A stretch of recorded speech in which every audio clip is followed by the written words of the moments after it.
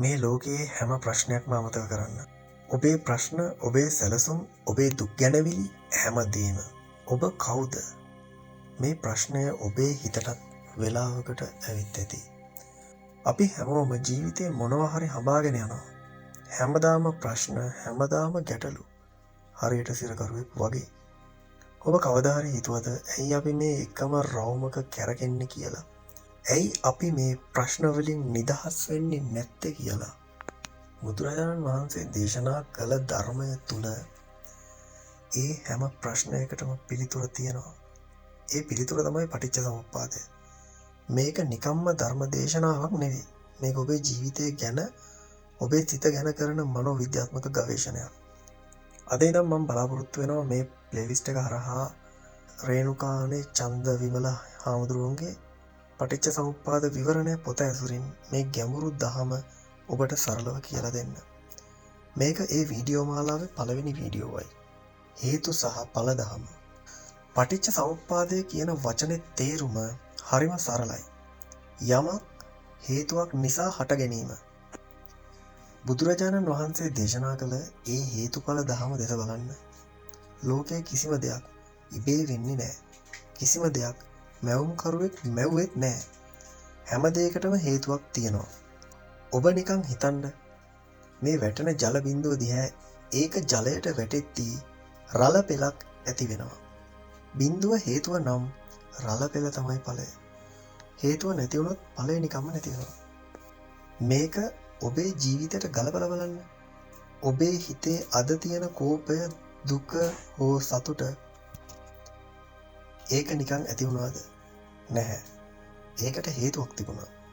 අන්නේ හේතුව සහ ඵලය අතර තියෙන සම්බන්ධය තේරුම් ගැනීම තමයි ප්‍රඥාව කියන්නේ.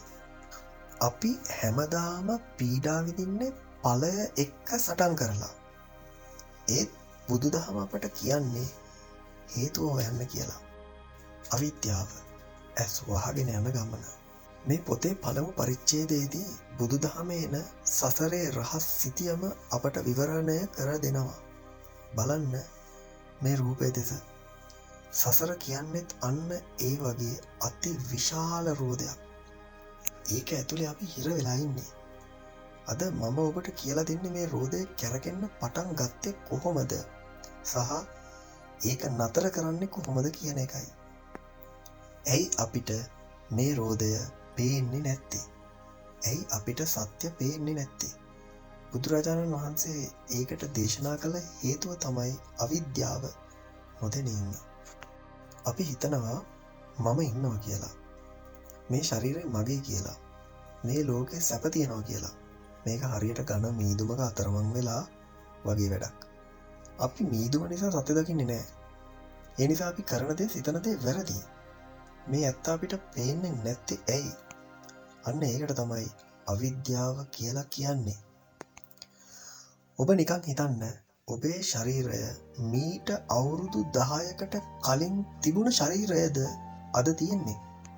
ඔබේ සිත ඊයේ තිබුණු සිතුවිලිමද අද තියෙන්නේ? නැහැ. හැමදේම වෙනස් වෙලා. හැමදේම හේතු මත හටගෙන. හේතු නැති වුණා නම් නැති වෙනවා. සංස්කාර, කර්මයේ ගෙතුම. අවිද්‍යාව නිසා මොකද වෙන්නේ? ඊළඟ පුරුක තමයි සංකාර. සංකාර කියන්නේ සැකසීම. අපේ සිතුවිලි, වචන සහ ක්‍රියා මගින් අපි අලුත් කර්ම සකස් කරනවා.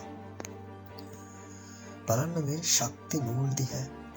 ඔබේ හැම සිතුවිල්ලක්ම, හැම වචනයක්ම, හැම ක්‍රියාවක්ම මේ විශ්වීය ජාලයට එකතු වෙලා අලුත් කර්මයක් සකස් කරනවා. අපි පිනක් කළත්, පවක් කළත් ඒක මම කරනවා කියන හැඟීමෙන් කළොත් ඒක සසර දිගු කරන පුරුකක් වෙනවමයි. මේ සංකාර තමයි අපේ ඊළඟ උපත, ඔබේ ඊළඟ ජීවිතය නිර්මාණය කරන්නේ. ඔබ නිකන් හිතන්න, අද මම මේ දකින දේ, අසන දේ මම නිකන් අත්විඳින දෙයක් නෙවෙයි. මම මේ හැම දෙයකින්ම මගේම අනාගතය සකස් කරනවා. මෙතන මම කියලා කෙනෙක් නැහැ. තියෙන්නේ හේතුඵල ක්‍රියාවලියක් විතරයි. නිගමනය සහ අවසානය. අද අපි ගොඩක් ගැඹුරු කරුණු ගැන කතා කළා. පටිච්ච සමුප්පාදය කියන හේතුඵල දහම, අවිද්‍යාව සහ සංකාර ගැන. පටිච්ච සමුප්පාදය ඉගෙන ගන්නවා කියන්නේ මේ සසර චක්‍රය දෙස බුද්ධිමත්ව බලන එක. අපිට මේ සිරගින් නිදහස් වෙන්න පුළුවන්. ප්‍රඥාව ලැබෙන්නේ මේක හරියට අවබෝධ කරගත්තම විතරයි. ඊළඟ වීඩියෝෙන් අපි කතා කරමු මේ සංකාර නිසා ඇතිවන විඥානය සහ නාම රූප ගැන. ඒ කියන්නේ අපේ මේ ශරීරය සහ සිත නිර්මාණය වෙන්නේ කොහොමද කියලා. ඔබේ ජීවිතය හැඩගස්වා ගන්න මේ ප්‍රඥා මාලාවත් එක්ක දිගටම රැඳී ඉන්න. තවත් කෙනෙකුට මේ ධර්මය ඇසීමට සලස්වන්න. ඔබේ අදහස් පාලින් කමෙන්ට් කරන්න. තෙරුවන් සරණයි.